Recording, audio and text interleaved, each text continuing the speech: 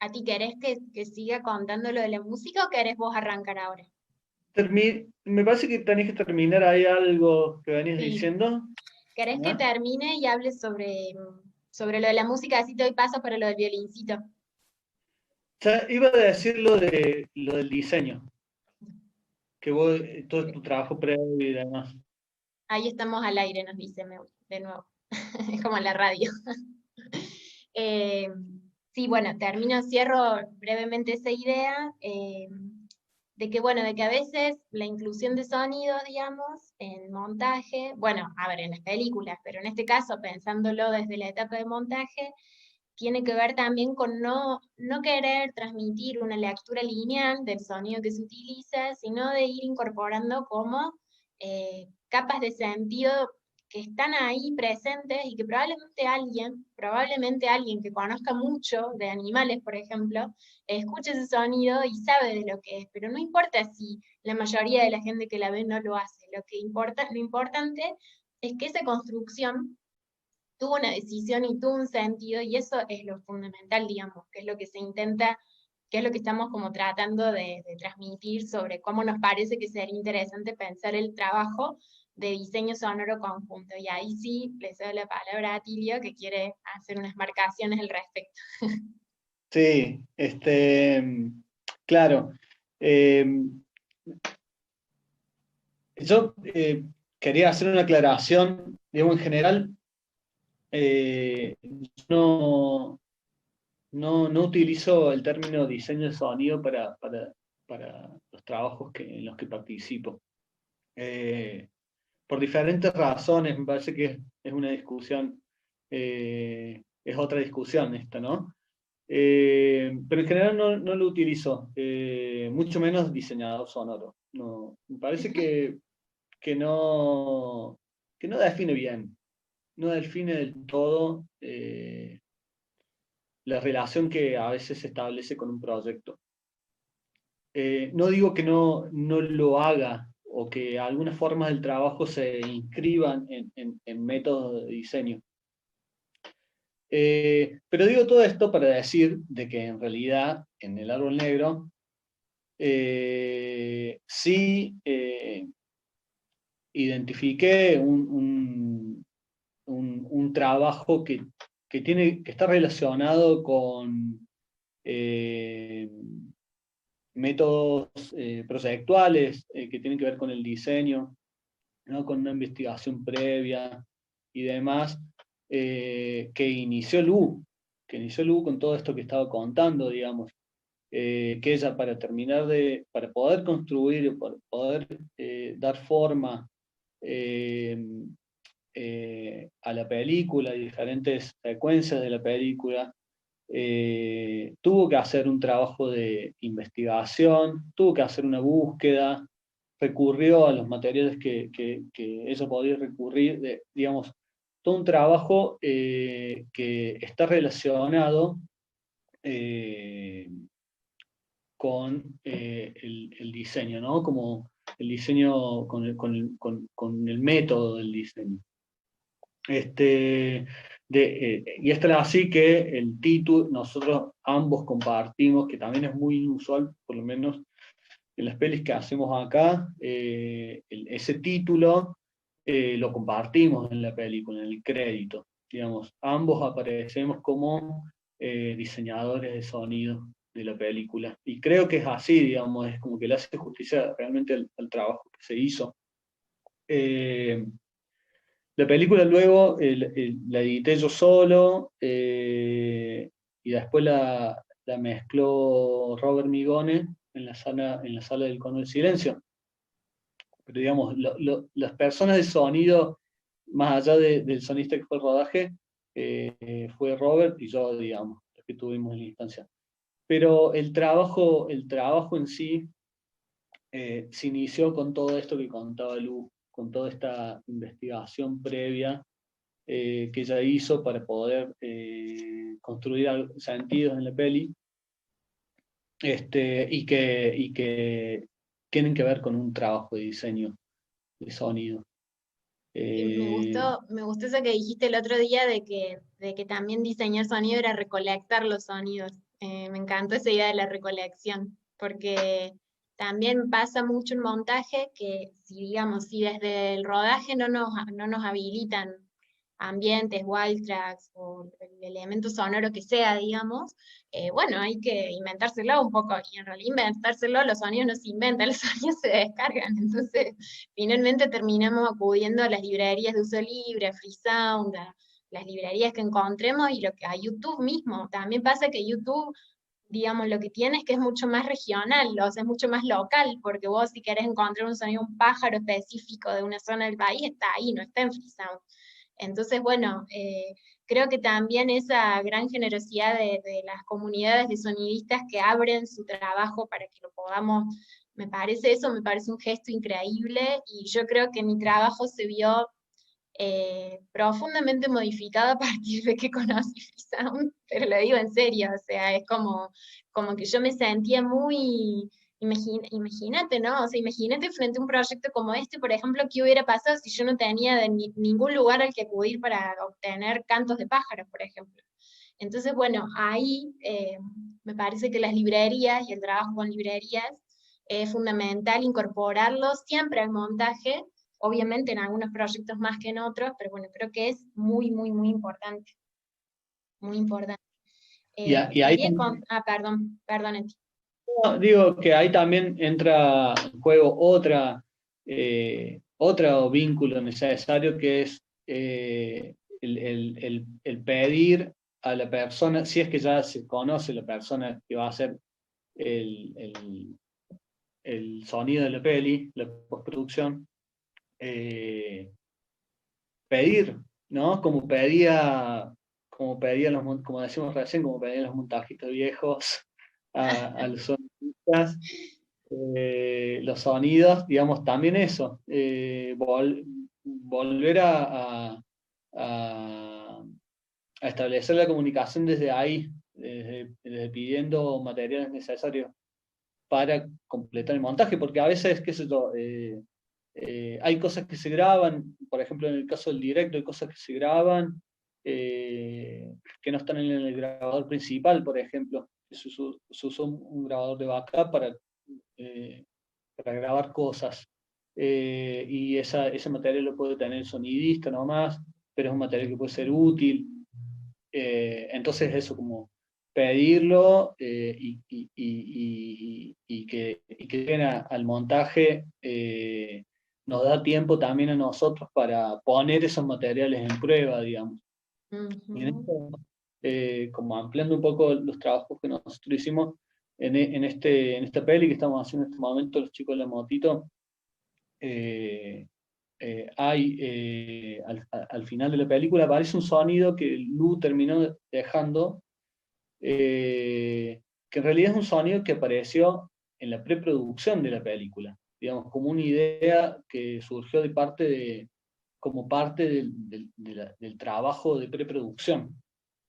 Surgió una idea, la filmó una peli, la peli se editó, la terminaste editando vos, pero pasó antes por otro montajista, y finalmente esa idea quedó el final del montaje. Es decir, que para mí también fue como muy útil saber de que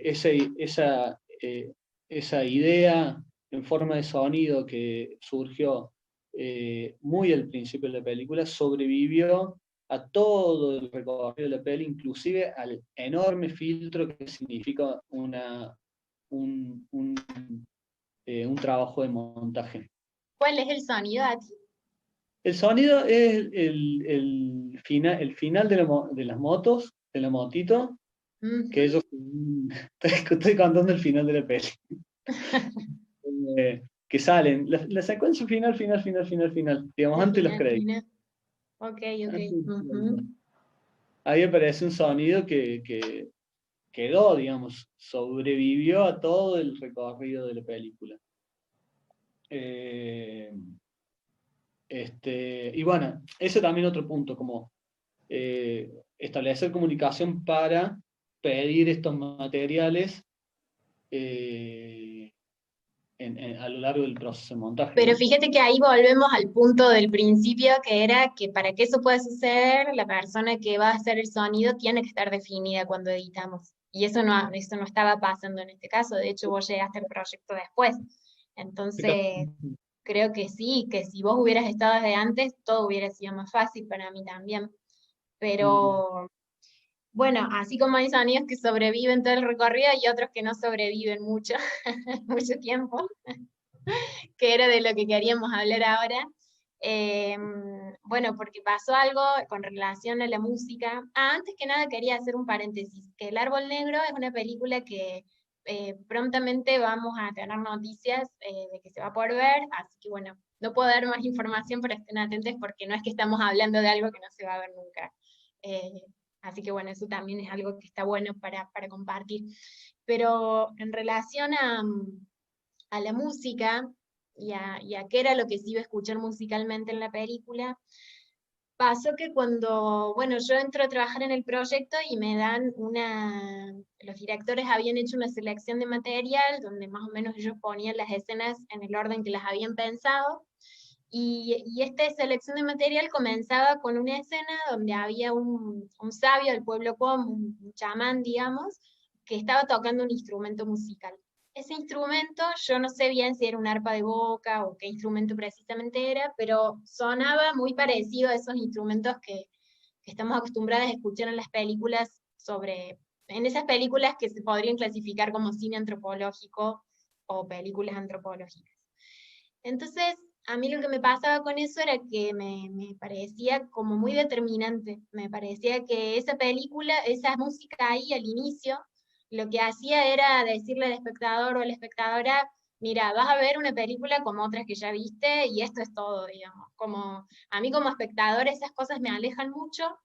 Entonces, lo primero que le propuse a los directores fue que no usemos esa música, porque esa música era una música que estaba relacionada con una forma en la que los pueblos originarios fueron representados en el cine. Y entonces es muy difícil desligarlo, porque eso se transforma en una convención, digamos. Después podemos discutir si esa música realmente es de los pueblos originarios o no, de qué pueblos, qué es lo que representa, pero en el cine existe la convención de que si yo escucho eso, pienso que voy a ver una película un documental observacional sobre cómo vive un pueblo originario en tal lugar del país. Bueno, entonces, como a mí me parece que la película era mucho más que eso, porque la película tiene además un aire y una construcción, digamos, una película que va del realismo a lo onírico, que eso es la gran magia de la película, digamos, porque este mito del árbol negro va como reapareciendo y se va digamos, va como insertándose como en el transcurrir de la historia. Y entonces a mí me parecía que esa música ahí lo que hacía era representar una especie de lugar común, y me parecía que si vos empezás la película con un lugar común, ya perdiste a la persona que la va a mirar. Entonces, bueno, por suerte los directores estuvieron muy de acuerdo con eso, de hecho me propusieron una serie no sé si llamarle acordes o como piezas musicales muy breves, que estaban más relacionadas con algo electroacústico o algo así. Perdón, pero no sé definir la música. Pero bueno, esas piezas que ellos me dieron fueron realmente re importantes también para mí para poder trabajar. Y bueno, lo más interesante de todo es que bueno, recordemos que hasta el momento Atilio no era parte del equipo, digamos, ¿no? Cuando yo termino el montaje, bueno, Ati recibe el material y él decide hacer algo más con la música, que es lo que va a contar ahora. sí,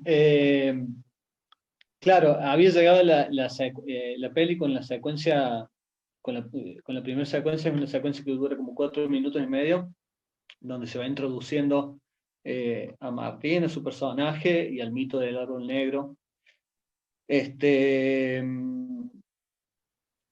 es una secuencia bueno, toda esta cuestión mítica está dando vuelta, como que habría que generar un clima que nos introduzca en la película y en el relato. Eh, y claro, vos habías hecho uso de, eh, de un archivo que también pasó a los chicos, que era una especie de dron. Estaba como muy establecido tonalmente, muy fijo, no tenía variaciones, y tenía como una textura media de sintetizador o algo así. Y, y bueno, esto estaba planteado en el montaje eh, casi todo a lo largo de la secuencia, lo cual hacía que se agote también el recurso y que Ujú. se termine perdiendo un poco cuál era la intención justamente de eso. Pero a la vez funcionaba porque había, como establecía una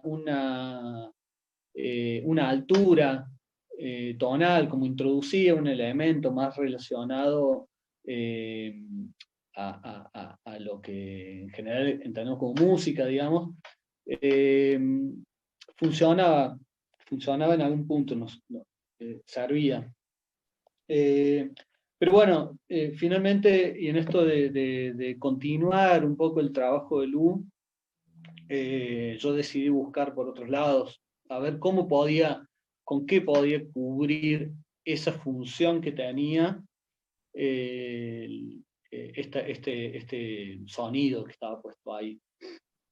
Eh,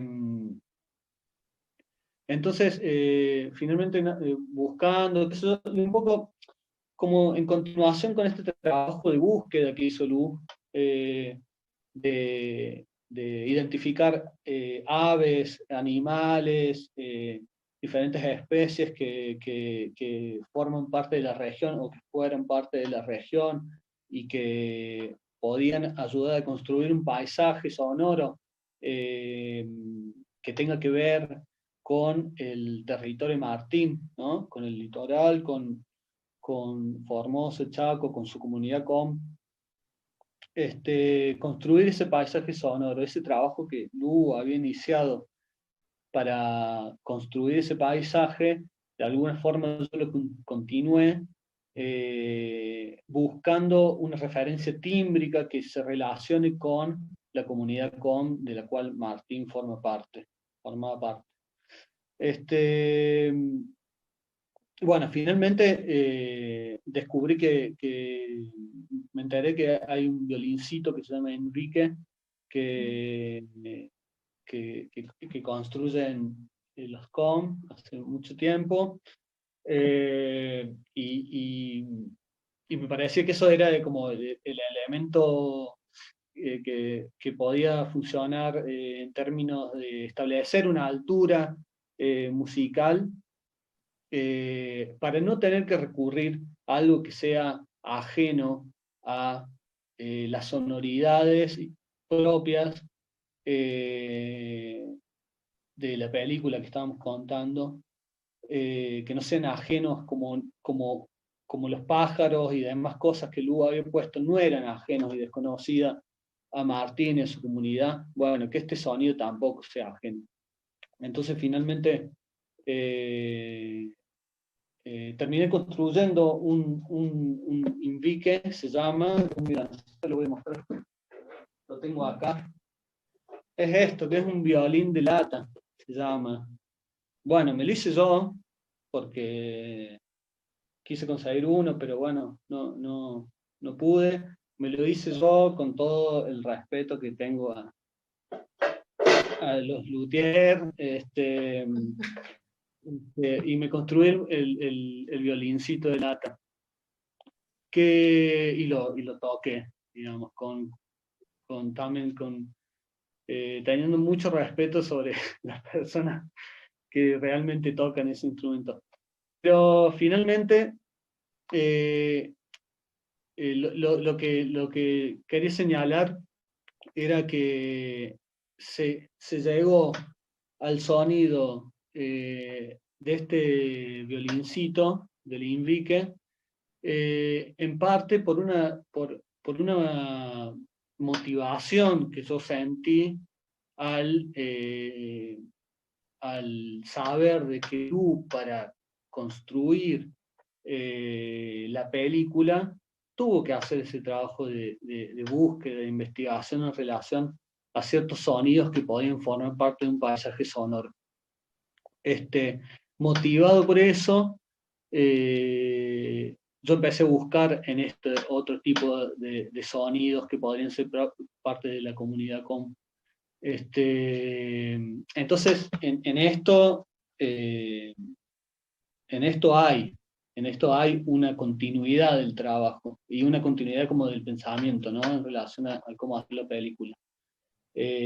Bueno, todo esto que estábamos hablando, ¿no? Eh, por eso la peli sirve de ejemplo como para mostrar estos procesos de trabajo que nosotros estamos intentando como poner en práctica y proponer y conocer. Aquí, mira, ahí nos avisan que nos quedan unos 15 minutitos de la charla. No sé si te parece bien que compartamos las imágenes de las capturas que teníamos para mostrar y podemos hablar sobre el sonido de las maquinarias o de las cabras, no sé, el que vos prefieres. Dale. ¿Querés que comparta la pantalla así los muestro? Podemos ver las capturas. Dale, genial. Bueno, a ver, esto. Bueno, acá tenemos una captura, es muy breve esto, simplemente es para compartir un poquito o ilustrar este proceso del que estamos hablando.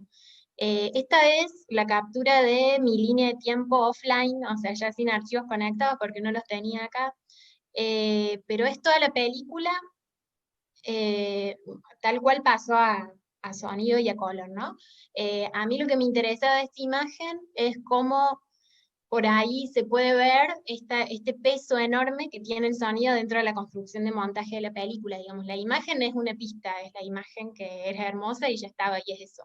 Y el sonido es todo esto que la mayoría de las pistas, digamos, capaz que la uno sí es el directo, pero como que todo el resto son cosas añadidas justamente en todo este trabajo del que estábamos comentando que nos parecía bueno, importante, ay, disculpen que se me van, ahí está. Bueno, acá tenemos, por ejemplo, una de las vistas, no sé, de uno de los momentos donde se ven, no sé, murciélagos, río, agua, bueno, capas de sonidos que se van superponiendo. Y sobre esto un poco, lo que hizo Ati es, ay, disculpen que soy muy nava y es la primera vez que comparto una pantalla. A ver, ahí voy. Ahí está. Esto es lo que Atilio, eh, esta captura a ti era ya de tu reelaboración o esto es un momento de lo que recibiste también, No, eso es ya como quedó en la mezcla, como quedó en la digamos, mezcla. lo Ok, final. y Te ahí cuento. ya, bueno, lo que nos gustaba, perdón que te interrumpa, digo una cosita nomás. No, que nos gustaba como ver esta también gráficamente y visualmente, esta migración de timelines de lo que puede ser un proyecto de montaje de Premiere, un proyecto de Pro Tools de sonido, y pensar el pensamiento, o sea, hablar también del pensamiento sonoro de la película sobre esto, que es lo concreto, digamos, que es nuestro territorio de trabajo, esta línea de tiempo. Ujú. Sí, seguro que no se puede ver, pero no se llega a leer, pero en realidad hay muchas de las cosas que están reorganizadas ahí que fueron tomadas directamente de tu línea de tiempo. Ujú. Es decir, no hubo reemplazo, sí hubo procesos, pero no de sustitución de sonidos. Claro, Que eso claro. me parece como re importante también, como la cuestión de la reutilización de los sonidos del montaje. Cuando estos sonidos vienen con tantas decisiones detrás, permite una reutilización. Y en esto, por ahí nos queda poco tiempo, lo hago como rápido. Hay una cosa re interesante en el trabajo de esta película, es que eh, los sonidos que había puesto Lu a mí me permitían iniciar el trabajo desde otro lugar y plantear esto de la reutilización de sonidos. Entonces hay un caso concreto que tiene que ver con un sonido de campanas, de cabras. Martín tenía sus animales se le estaban muriendo sus animales y tenía que hacer algo para solucionar ese problema. Y Lu había puesto en un plano casi como de establecimiento, donde un plano general que se lo veía a Martín llegar sus cabras, había agregado por encima del sonido directo un archivo de campanitas de cabra, como para identificar mejor el trabajo que hace Martín. Nos servía también para empezar a poner el foco en el problema de sus animales, y también, pero sobre todo, y esto me parece importante, como lo entiendo como para terminar de definir un plano, ¿no? Para terminar de construir el plano.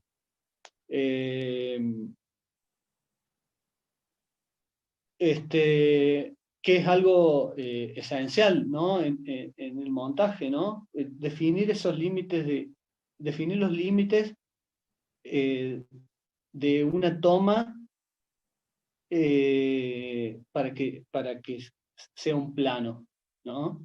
Y en esto tiene mucho que ver el sonido, en definir esos límites y en establecerlos. Lu había recurrido a agregar ese sonido de campanitas para definir un plano. Y finalmente, ese sonido que había puesto ella, que lo había sacado, yo no sé de dónde sacaste, Lu, pero lejos de yo descartarlo, lo reutilicé.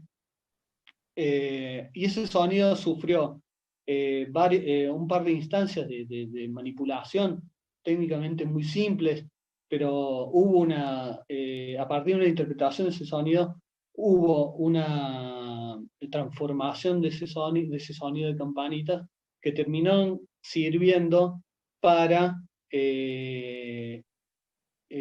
construir otro sentido en algunas secuencias de la peli. Entonces ya las campanitas no eran solamente la cabra, sino eran el paisaje, era el mito, el llamado del árbol, digamos, como que los sentidos se transformaban, cambiaban en medida de que el material se modificaba. Y eso me parece que es re interesante de reutilizar los materiales que nos llegan desde el montaje y no descartarlo directamente, sino reutilizarlo. Y vos también, Nati, me contaste que después habías hecho la grabación de un sonido similar, pero que no eran campanas de animales, ni de vacas, ni de cabras, sino que era otra cosa que vos habías reelaborado para seguir Claro, agregando como capas. sí, el proceso fue mantener el archivo original que había puesto, eso modificarlo con un proceso de, de estirarlo en el tiempo muy, muy simple, y después grabé timbres similares que podían representar la cabra, pero que me permitía dar mayor manipulación a esos sonidos, ¿no? Y mediante un proceso técnico muy simple, como es grabar a una frecuencia de muestreo más alta para después poder modificar su pitch de manera más fácil, fui agregando esta capa y se fueron acumulando, y así construyeron como una masa sonora que su punto de origen era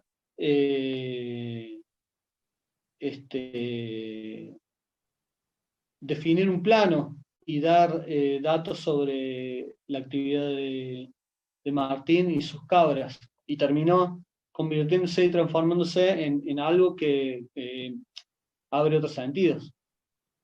Totalmente, y que también me interesa esta idea de que no era solo definir el plano, sino era también dar cuerpo a la imagen, que me parece que en ese sentido es re importante tener en cuenta desde montaje cómo el sonido ayuda como a tomar consistencia a los planos, digamos, porque justamente cuando el sonido viene muy planito de directo, poder agregar, poder ir dando capas, poder ir dando color, textura sonora a lo que vemos, justamente hace que rítmicamente empiece a pasar otra cosa mientras miramos la película. Entonces, yo sí trabajo mucho con sonidos asociados, digamos, como esto que vos marcabas, las campanas representan las cabras, el cuerno representa el árbol, bueno, como hay algunas representaciones más simbólicas, otras más concretas, pero sí respeto bastante que si yo asigno ese sonido de campana a las cabras, bueno, siempre que haya cabras va a haber campanas.